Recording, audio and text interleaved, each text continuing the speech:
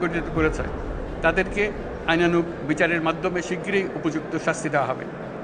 একই কথা দেশের সকল মন্ত্রণালয়, সংস্থা, শিক্ষা প্রতিষ্ঠান, নানা কর্মক্ষেত্রের জন্য প্রযোজ্য। সর্বত্র অপরাধীর বিচার হবে। আজ প্রত্যেকটি প্রতিষ্ঠান ও তার সদস্যরা নিজ নিজ কর্তব্য পালন করার মাধ্যমে দ্বিতীয় স্বাধীনতাকে উপভোগ করবেন, দেশকে গৌরবের শীর্ষে নিয়ে যাবেন এবং দেশবাসীকে এবং জগৎবাসীকে উপভোগ করার সুযোগ করে দেবেন। আমি জাতির পক্ষ থেকে প্রত্যেককে নির্ভয়ে আনন্দ চিত্তে নিজ নিজ কর্মস্থলে নিজ নিজ সামর্থ্য নিয়ে এগিয়ে আসতে অনুরোধ করছি।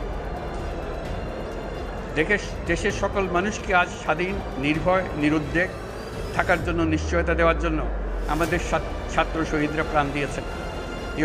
এই অভ্যুত্থানের মাধ্যমে সৃষ্ট সরকার দেশের প্রত্যেকের সরকার। এখানে থাকবে সকলের আকাঙ্ক্ষা পূরণের অধিকার। অরাজকতার বিষবাষ্প এখন যেই ছড়াবে, বিজয়ী ছাত্র জনতা সহ মুক্ত মানুষের আইনশৃঙ্খলা বাহিনীর পূর্ণ শক্তি তাকে ব্যর্থ করে দেবে। নিষ্ঠুর স্বৈরাচারী সরকার দূর হয়ে গেছে।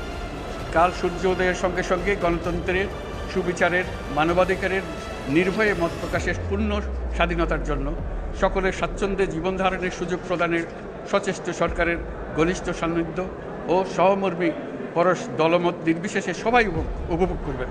এটাই আমাদের লক্ষ্য। আমাদেরকে এই লক্ষ্য পূরণে সাহায্য করুন। সারা বিশ্ব আজ অবাক হয়ে বলছে, সাবাস বাংলাদেশ, সাবাস বাংলাদেশের ছাত্র জনতা।